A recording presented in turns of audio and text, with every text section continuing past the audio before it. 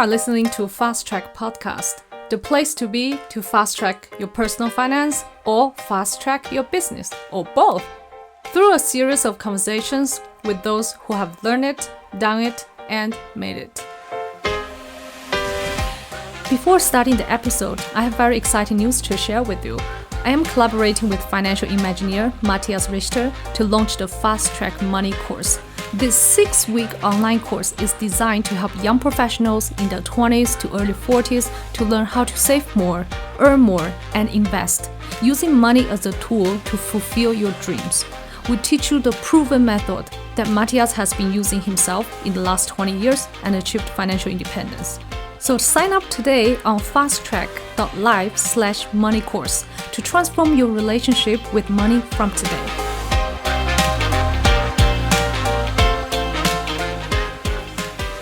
Vega was born and raised in Taiwan. She has been a corporate professional in product design and innovation for 15 years, working in Singapore, Hong Kong, Shanghai, and Lausanne in Switzerland. In 2019, she decided to leave her corporate career behind and take over her parents' Jade jewelry business.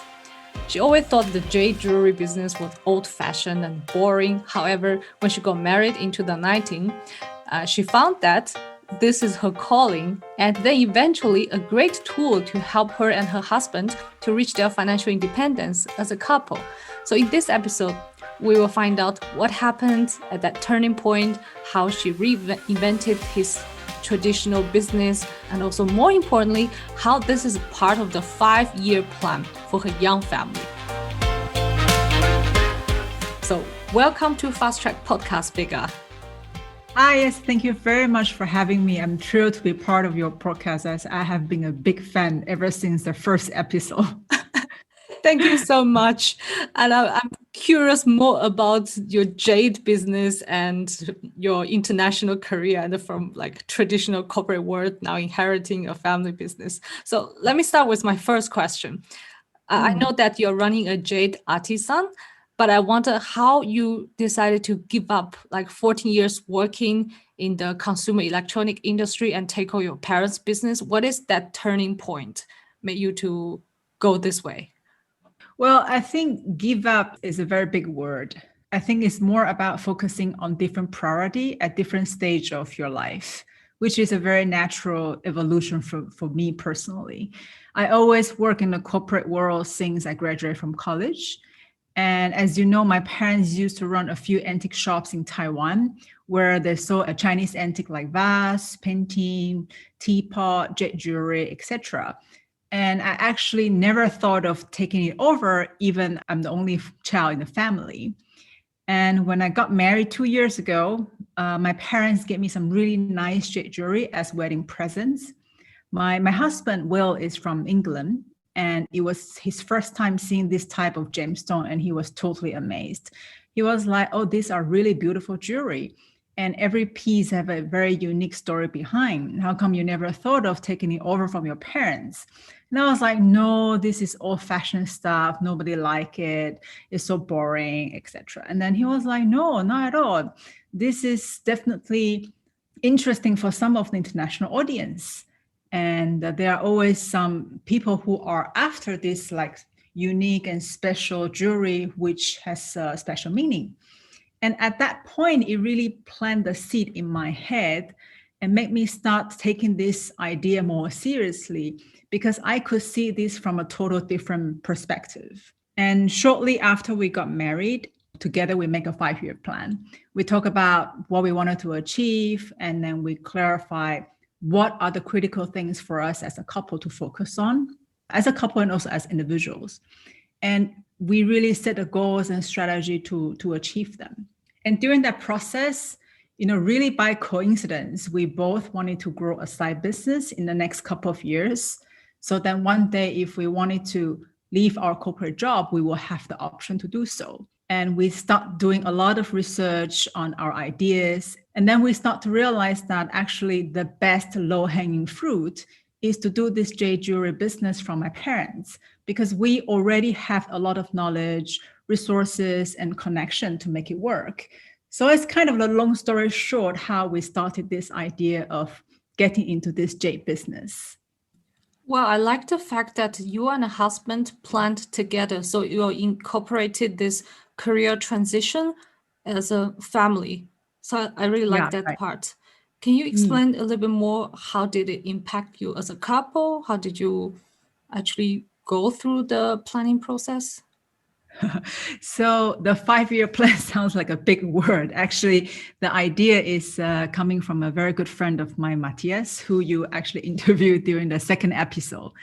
Once he wrote an article about how he and his wife did a 5-year plan together and how they have been keeping track and adjust along the way as they evolve from a couple to now a family of 4. So the concept is actually very simple. So you both write down what you wanted to achieve in the next 5 years, and you reconcile and prioritize them according to the 5-year time frame. And then you make some action plan and strategy to achieve each goal. So it's actually a very, very simple concept. And it all sounds very nice and making a lot of sense, but you will be really surprised that not many couples that actually have done it or even discussed it. So a lot of us, we just leave the day to day and get really caught up by the routines. And it's very easy to let things go, even when we know that it's very important. So the impact on us as a couple, I think we feel the connection and bonding between us was becoming stronger because we better understood each other's dreams, which I think not many couples actually spend quality time doing that. And I think during that process, after that as well, we have more conviction of things, what we wanted to achieve. So for example, we have the idea of creating a side business. At that point, we don't know what that could be. But what we know is that, okay, we wanted to grow longer term so we can have the option to leave our corporate job if one day we choose to do so. And then we arrived this idea of, okay, taking over my parents' business. It makes a lot of sense after all the research that we have done. And then also emotionally, it was very meaningful for me because finally I'm kind of taking it over as a very nice heritage from my parents. And did you start this Jade Artisan from scratch? Like you reinvented it, or you learned it from your parents and then take it over and modify it a little bit? Yes and no. So I was brought up in this business. My parents, they used to have shops in Taiwan ever since 1989. But by no means I would describe myself as a gemstone expert. They taught me a lot of things from their 30 years experiences, and there's still a lot of things for me to learn. However, when we bring this business now, we take it over, it's very different from their generation because we are bringing it to a digital world and to social media, which doesn't exist 30, 40 years ago. So for me, this entrepreneurship journey is really about knowing your strength, having the access to the skills that you need to make your business work. So for example, within the family, we know how to design, we know how to produce Jade, we know how to produce the products, we have the knowledge of digital marketing, for example, from my husband. But there's always some gap because we cannot know everything. And believe it or not, sometimes we have to hire hourly consulting service on Fiverr. I don't know if you know this website where you can get advice from people who have different expertise in any sort of field. And sometimes when we wanted to solve a problem quickly, we go there to find quick solution. So for example, none of us is a good videographer, and we try to find local influencer to help us to fill the gap. And this is really how you get resources from where you can get to fill the gap when you run a small business. Yeah, this is how to become entrepreneur, basically. Exactly. Yeah, I saw your website is very beautifully done, and also your social media. It looks very fashion, high end, and beautiful. Thank you. How is it like running a family business, do you feel that you are under the pressure just to keep it going? Because it's not the same as you're running a side hustle with your husband on any random like topic or business. This is like you carry over from your parents. Yeah, so I know, well, the pressure, I think, is not so much of running the family business. I think because we both know that this is part of our 5-year plan. This is our decision as a couple to make this work for the longer term. But obviously, it doesn't mean that it's always a walk in the park. You know, my parents sometimes and we always have clash on many different topics because we have different ways of working. We have different ways of looking at the business, and social media or digital world didn't exist at their time. So we always have different ideas of how things should get done. And with my husband, actually, he has a full-time job to focus on Monday to Friday, and he could only help me over the weekend. And throughout this journey, sometimes we put in some friends who help us without getting, paid. And the challenge of working with your own friends without paying them is that you can't really tie them up with deadlines because they actually have other life priorities. So I guess the overall pressure is not so much of running a family business, but more of running a business with very limited resources and try to maximize the result. This is so understandable as all the entrepreneurs out there. When you listen to what Vega just said, I'm sure you will agree with her 100%. I guess it's the same for you as well. Right? Yeah, for all startups. Yesterday, I was recording a video with my co-founders, and we talk about doing marketing for startups. And yeah, this is a common problem we've seen in the industry. You just have limited resources.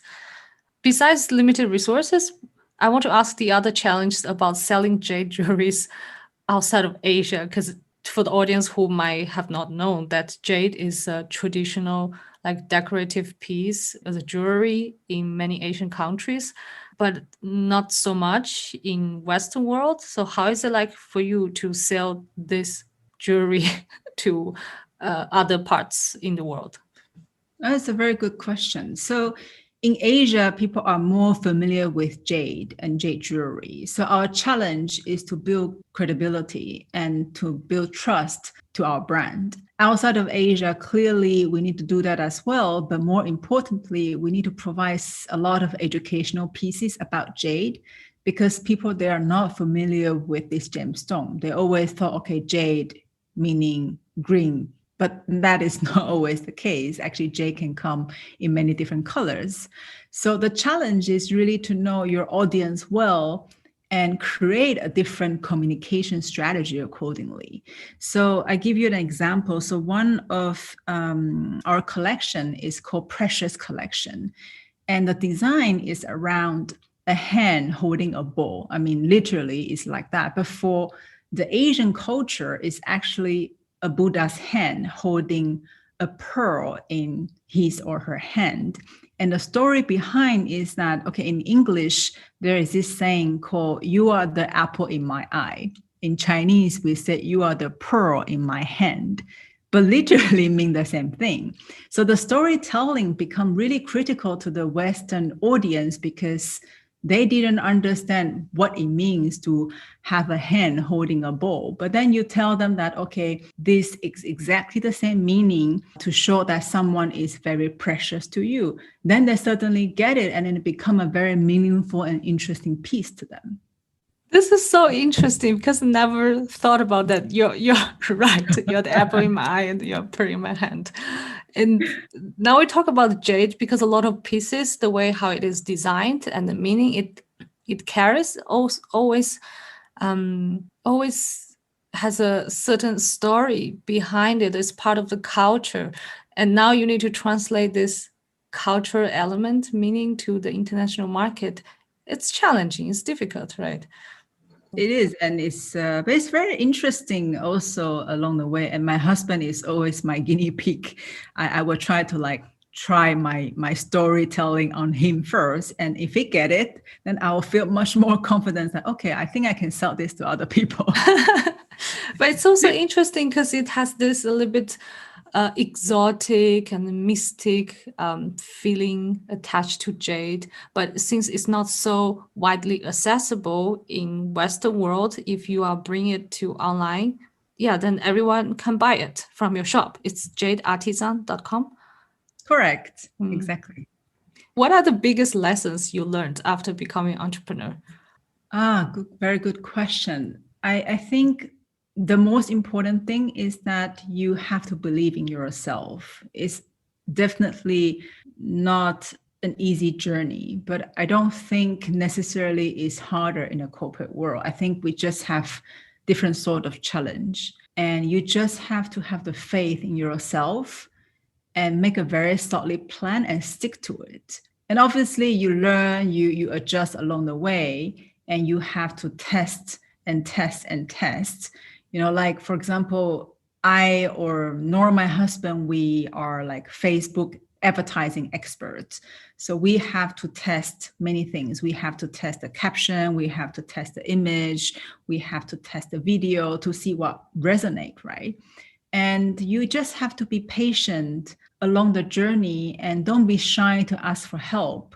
Sometimes we ask help from our relatives, our friends. Sometimes, like I mentioned before, we go to some website and get hourly consulting services and get help from people who actually have the expertise. So I think many people, they could lose themselves or lose their idea or forget about their plan along the way.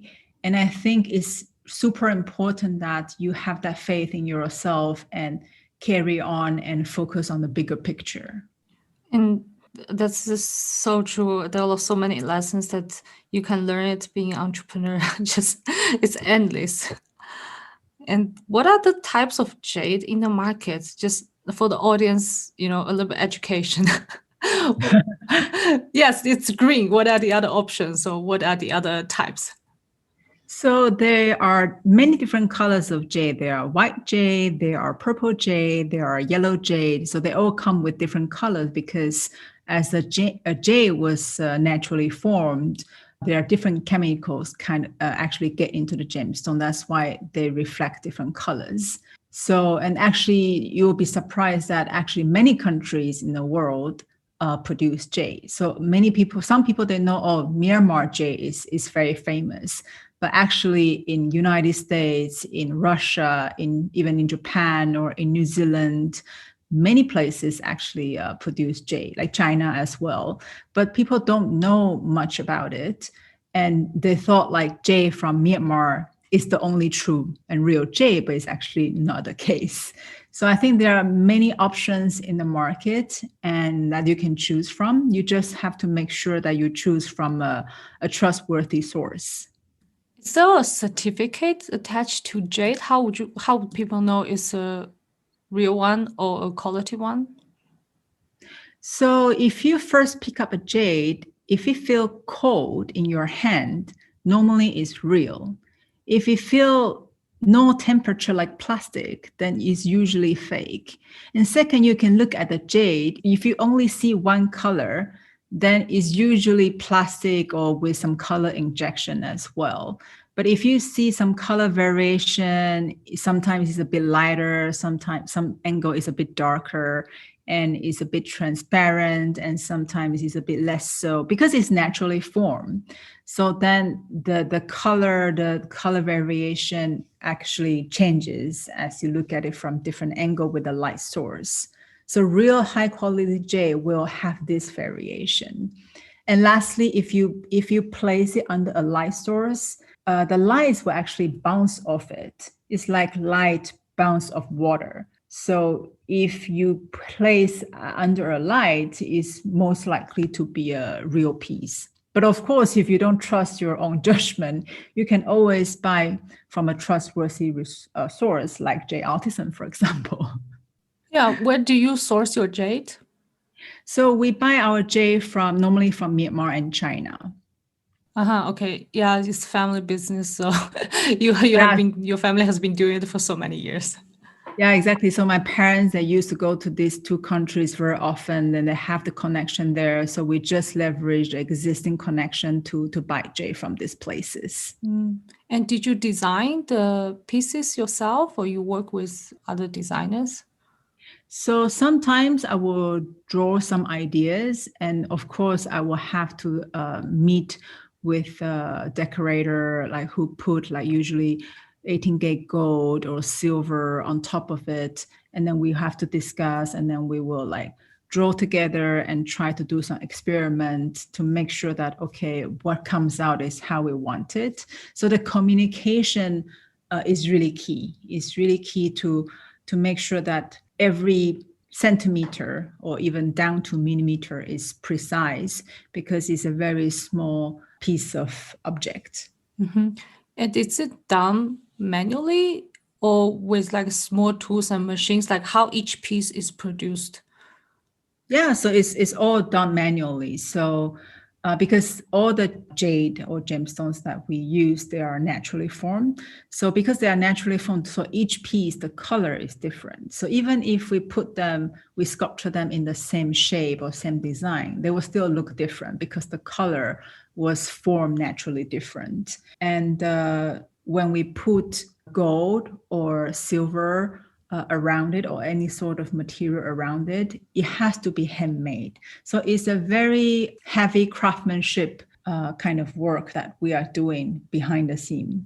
Yeah, I saw on your website you have now pieces that appeal to modern female because in my mind Jade is really old fashioned. You always have this design that was Buddha or with elements related to Buddha or with animals or I always find it's very old fashioned. So I like that how you modify the design a little bit and appeal to modern females or modern shoppers. Thank you so much. It's really flattered to hear that. Yeah, but it's true, right? In the past, if you receive jade jewelry from your family or people buy it, it's always this similar design, this Buddha's hand, or this rabbit, or this I don't know, Exactly. peach or something like has a meaning with prosperity or blessing. It's more like a religious piece Yeah, rather than a decorative piece. I think most of the jade jewelry, they are designed with good meaning behind, good luck, good fortune, good prosperity. There's usually some good story behind. And I think what makes us different from some of our competition is to really communicate that story. So that's what I said, storytelling to our audience is very important. We explain to them why it is like this Yeah. and why J come in different colors and how do you tell if your J is real or fake, etc. So these kind of things build our credibility over time. Mm-hmm. And you told me that you injected this new idea of UX design framework into this traditional business from your parents. What is your plan? So I used to work in the corporate world, and my expertise is around product development. So we often use design thinking process into our user experience design framework. So it's actually a very simple 5 steps. So first step is empathize, and second is to define, and third is to ideate, and then you prototype, and then you test.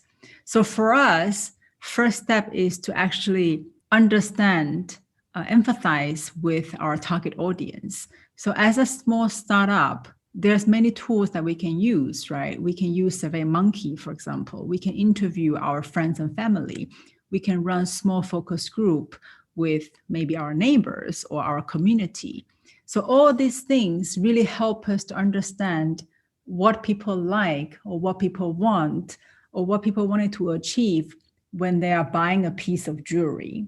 And then we then have to define, based on what they are telling us, we define the unmet needs. So what they are trying to do but couldn't achieve today. Maybe they don't have the right source to understand how to buy from a credible source, or they don't understand the story, or they don't trust whatever story they are reading from the internet. And then with our designer, we ideate and design that resonate with our target audience. So for example, some people was telling us, I want a ring look like a moon.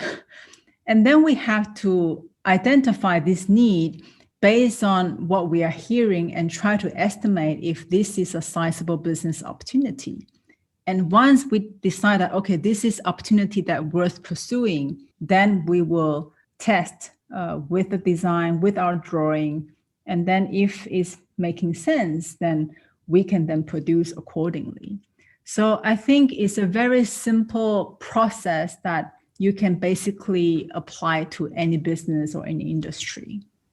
Yeah, interesting. Because before I interviewed Typewise CEO, he started this privacy keyboard. He also mentioned that they did this project management Scrum Master. So even though it was widely used in tech industry, big companies, but he used it for their own startup product development. It's also quite useful. So that's how what you did, right? Like implement the framework into a business.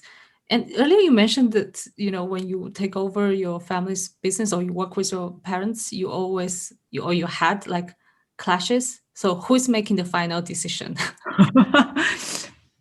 Well, now it's mostly me or together with my husband, because now we are putting our own investment into it. And we mostly focus on digital channel and e-commerce. So I think a lot of things we trust our own judgment or the advice that we get from our expert that we hire. So a lot of time is actually us have to make the decision, and then obviously we have to be accountable for the result and take full responsibility for it. It's a relief, right? If every time you make a decision, I have to communicate with the last generation for the digital world, it's complicated. So exactly. Thank you so much for being here today. I'm really enjoying listening to your story and learning more about Jade. Now I see it from a new perspective. To me, it was old-fashioned as well. So now, based from your website, your pieces, your designs, I see it differently. Very beautiful. So I hope the audience can take a look at your website. It's jadeartisan.com. And exactly.